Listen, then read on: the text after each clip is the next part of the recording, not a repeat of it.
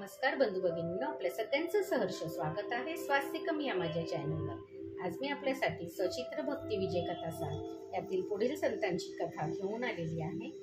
आपल्याला माझे व्हिडिओ जर खरंच आवडत असतील तर आपण माझ्या चॅनलला सबस्क्राईब करा, व्हिडिओला लाईक करा आणि कमेंटमध्ये विठ्ठल विठ्ठल जय हरी विठ्ठल लिहायला विसरू नका। अध्याय 43 रामराजाची कथा। एक पंढरपूरचा ब्राह्मण द्रव्य मिळवण्याकरिता गावोगाव हिंडत असता विद्यानगर येथे गेला। रामराजा तेथे राज्य करीत होता। नगरात शिरल्यावर त्याला राजाची भेट घ्यावी असे वाटले। तो राजवाड्यात गेला व द्वारपालांनी राजाज्ञा आणल्यावर राजाच्या महालात प्रविष्ट झाला। त्याने ब्राह्मणाचे उत्तम प्रकारे स्वागत केले, त्यामुळे ब्राह्मण उलसित झाला। राजाने त्याचे नावगाव विचारले तेव्हा तो म्हणाला, मी अद्भुत अशा पंढरपूर क्षेत्रात राहतो, तुमचे औदार्य ऐकले म्हणून भेटून प्रचिती घेण्यास आलो। राजाला बरे वाटले। तो म्हणाला, आपण आता स्वस्थ असावे। मी स्नान करून देवीच्या पूजेला जाईन, तेव्हा आपणही चलावे। मंदिर सुवर्णाचे आहे, फार सुंदर आहे। मी पूजा करीन तेव्हा आपण दर्शन घ्यावे। नंतर तो ब्राह्मण राजासह त्याच्या देवीच्या मंदिरात गेला। राजा वाद्यांच्या गजरात षोडोपचारी देवीची पूजा करीत बसला। नाना प्रकारची दिव्य रत्नभूषणे त्याने देवीस लेवली। ती फार सुंदर दिसत होती। त्या देवीला राजाई असे म्हणतात। पूजा झाल्यावर राजाई ब्राह्मणाजवळ राजाई देवीच्या वैभवाचे वर्णन करून म्हणाला, पंढरीच्या पांडुरंगाचे काही एवढे वैभव नसेल। दुर्बळ गरीब ब्राह्मण तेथे पूजा करतात, ते देवाचे काय उपचार करणार? ते ऐकून ब्राह्मणाचा विठ्ठलाबद्दलचा अभिमान जागृत झाला। तो राजाला म्हणाला, राजे साहेब, आपण इथेच बोलला आहात। एकदा प्रत्यक्ष येऊन पंढरपूरचे वैभव पहा, आमच्या क्षेत्राचा महिमा काय।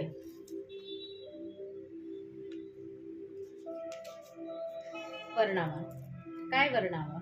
विश्वकर्म्याने ते स्वतः रचले आहे। कल्पतरू व कामधेनू त्या क्षेत्रात आहे। खड्डे म्हणजे चिंतामणी आहे। चहूकडे दिव्य पताका झळकत असतात। वृंदावने रत्नजडीत आहेत। प्रेमळ वैश्ववजन तेथे कीर्तन भजन करीत असतात। अमृतवाहिनी चंद्रभागा नदी तेथे आहे, तिच्या दर्शनानेच लोक मुक्त होतात। गरुडा पाराजवळ स्वर्गातील अप्सरा नृत्य करीत असतात। गंधर्वाच्या गायनाने पडसाद गगनात उठत असतात। क्षीरसागरात नांदत होता तो श्री विष्णू पुंडलिक या त्याच्या भक्तासाठी पंढरपुरास येऊन राहिला आहे। सावळी सुकुमार मूर्ती पाहताच भान हरपून आपण पाहतच राहाल। ते रूप पाहण्यासाठी इंद्रादी 33 कोटी देवे हपापले असतात। पांडुरंगासारखे दैवत जगात दुसरे नाही। ही देवी तर पंढरपूरला येऊन सडा समार्जन करते। आपल्या देवीची आपल्या तोंडावर हा ब्राह्मण निंदा करतो म्हणून राजाला राग आला। तो ब्राह्मणाला शिक्षा करण्यास तयार झाला, पण न भीता तो ब्राह्मण त्याला स्वतः पंढरीला येऊन खात्री करण्यास सांगू लागला। तेव्हा राजा म्हणाला, मी येऊन बघतो आणि तू जसे वर्णन केलेस तसा थाट दिसला नाही तर मात्र तुला शिक्षा करेन। ब्राह्मणाने ते मान्य केले। मग राजा सर्व वैभवानिशी पंढरपुरास येण्यास निघाला। ब्राह्मण त्याच्या मागून जात होता आणि मनात म्हणत होता, पांडुरंगा, मी वर्णन करून बसलो, आता तूच माझी लाज राख व तुझा महिमा सांभाळ। खरोखर पंढरी जशी आहे तशी मी सांगितली, पण कलियुगात लोकांच्या दृष्टीला मातीच्या भिंती दिसतात। आता तूच माझे रक्षण कर। त्याचा धावा पांडुरंगाने ऐकला। तो रुक्मिणीला म्हणाला, विद्यानगरचा रामराजा दर्शनाला येत आहे। ब्राह्मणाने त्याला पंढरीचे वैभव वर्णन करून सांगितले आहे।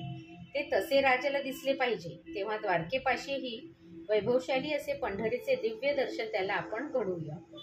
रुक्मिणीने पतिचरणी नमन करून संकल्प केला, वैकुंठच येथे आणून राजाला दाखविते।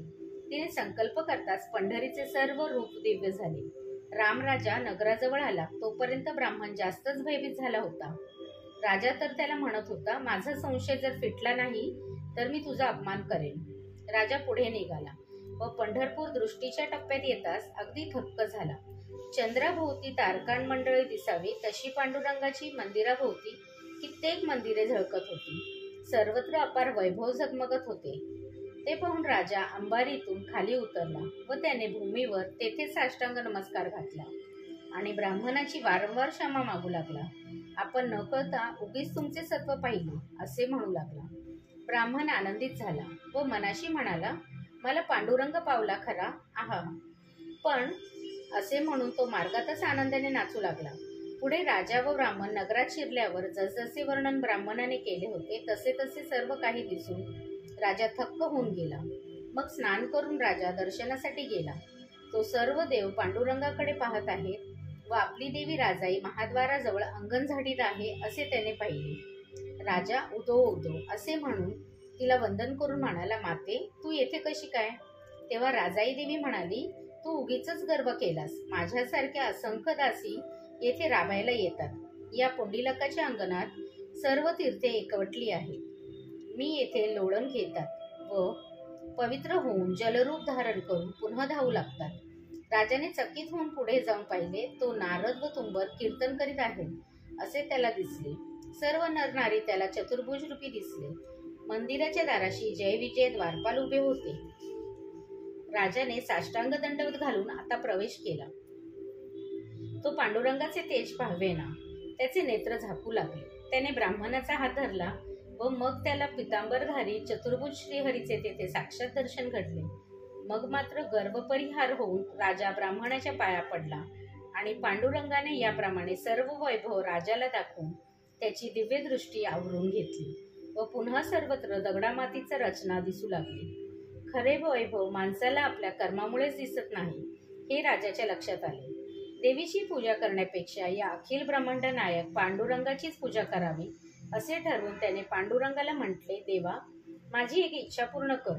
तू विद्यानगरीस यावे आणि मजकडून पूजोपचार स्वीकारून तेथेच राहावे अशी माझी फार इच्छा आहे. पांडुरंग म्हणाला, रामराजा मी तुझी इच्छा पूर्ण करेन, पण जर माझा भूमीला स्पर्श झाला तर मी तेथेपर्यंतच येईन आणि जर तुझ्याकडून काहीही अन्याय घडला तर मी परत पंढरीस येईन.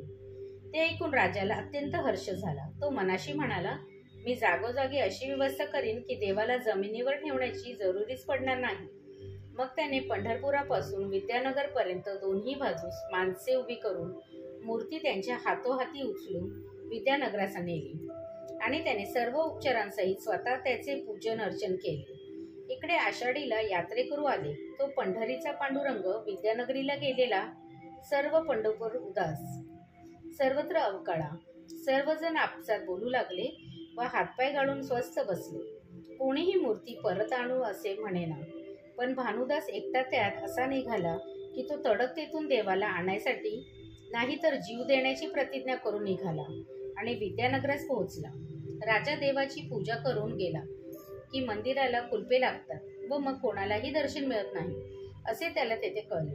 तेव्हा अर्धरात्री सर्वजण निजलेले असताना तो मंदिराच्या दाराशी गेला. देवळाची कुलपे आपोआप उघडून पडली. भानुदास तडक आत गेला व देवाला डोळे भरून पाहून घेऊन वंदन करून विनवू लागला व पंढरीला परत चल असे म्हणू लागला. पंढरीच्या साऱ्या वैभवाची देवाला आठवण करून देऊ लागला.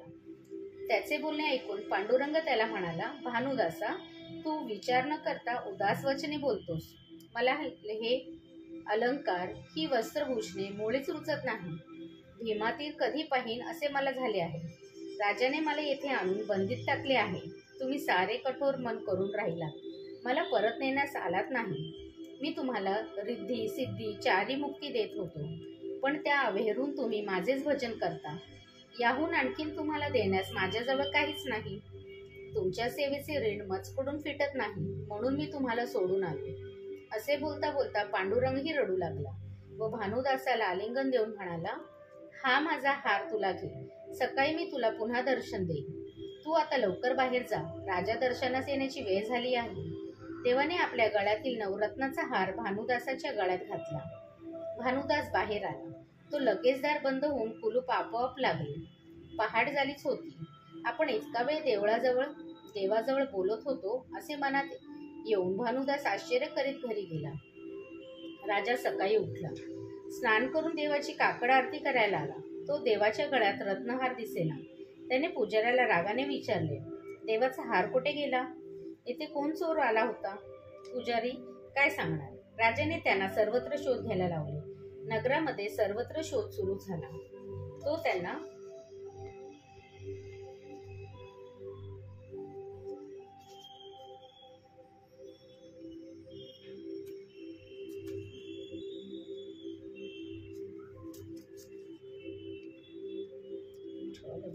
जय हरी.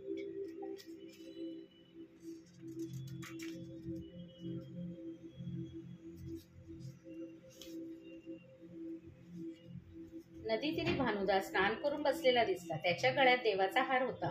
त्यांनी त्याला पकडल्याने नगरातून चालविले. तेव्हा लोक त्याची वारंवार टवाळी करू लागले.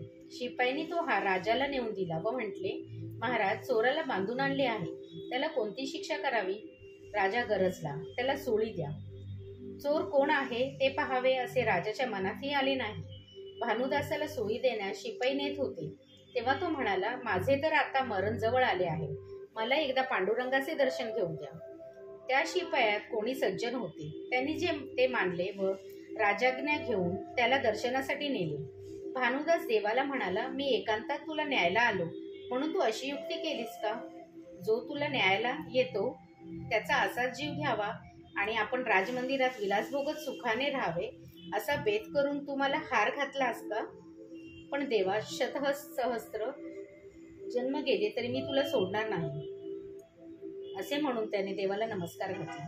शिपायांनी त्याचा बकोटी धरून त्याला उचलले आणि त्याचा धिक्कार करीत ढकलीतच बाहेर नेले. त्याच्या खांद्यावर सूळ दिला, त्याच्या माथी शेंदूर घातला आणि त्याला नगराबाहेर चालविले. त्यांनी लगबगीने सूर ओवला आणि त्याला वर चढवण्यासाठी तयारी केली. हजारो लोक तेथे पाहायला जमले होते. भानुदास नमस्कार करून देवाला म्हणाला, देवा, मजवर आकाश कोसळले तरी मी तुझीच आठवण काढेन. 7 समुद्र एक झाले तरी मी तुला सोडणार नाही. ही नाशवंत काया तुझ भरून ओवाळूनच टाकीन. पृथ्वी लयाला जाईल, पंचमहाभूताचा प्रलय होईल तरी मी तुला सोडणार नाही. भानुदासाचा निश्चय पाहून देव प्रसन्न झाला आणि सोळाला अचानक पालवी फुटून त्याचे वृक्षात रूपांतर झाले. तो चमत्कार पाहता शिपाई राजाला सांगायला गेले. राजाही ते पाहायला आला आणि भानुदासाच्या पाया पडला. मजकडून मोठा अन्याय झाला. मी अविवेकाने शिक्षा केली, मला क्षमा करा. नंतर त्याने भानुदासाला मंदिरात नेले. भानुदासाने पांडुरंगाचे पाय धरले तेव्हा त्याला उचलून आलिंगन देऊन पांडुरंग म्हणाला, माझ्यासाठी फार शेंडलास. आता मला खांद्यावर घेऊन चल. मी पुंडलिकाच्या दारी निरंतर राहीन. रामराजा म्हणाला, हे काय देवा, मला सोडून का जाता? तुझ्याकडून अन्याय झाला तर मी जाईन असे मी तुला सांगितले होते. तू अन्यायाने शिक्षा केलीस. आता मी राहणार नाही. तुझे काही सुकृत होते म्हणून मी इतके दिवस राहील. आता तू माझे रूप तुझ्या हृदयात ठेव. पांडुरंग त्याची समजूत घालीत म्हणाला.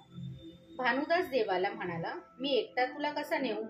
पांडुरंग म्हणाला, मी लहान रूप धारण करतो. तू तुझ्या सांबळीत घालून मला ने. असे म्हणून त्याने तत्काळ लहान रूप धारण केले. त्याला आपल्या सांबळीत घालून व रामराजाचा निरोप घेऊन भानुदास पंढरपूरला आला. पद्मालयाजवळ आल्यावर त्याने सांबळ खाली ठेवली आणि तो नदीवर स्नानास गेला. तेवढ्या देवाने पुन्हा मोठे रूप धारण केले. भानुदास परत आला आणि चकित झाला. तो देवाला म्हणाला, आता मी तुला कसं उचलू? देव म्हणाला, तू पुढे जा आणि मी आलो असे सांग व मला नेण्यासाठी साधू सज्जन गजर करत येतील. बरे असे म्हणत तो पुढे निघाला. तेव्हा लोक त्याला वाटेतच भेटले. मग सर्वांनी आनंदाने जयघोष करीत पद्मालयावरून देवाची मूर्ती उचलून पुन्हा मंदिरात प्रतिष्ठापना केली व पुष्कळ दिवस मोठा सोहळा केला. विठ्ठल विठ्ठल, जय हरी विठ्ठल. श्री विठ्ठल रखमाई वर्णमस्तु. शुभम भवतु, शुभम भवतु, शुभम भवतु. विठ्ठल विठ्ठल, जय हरी.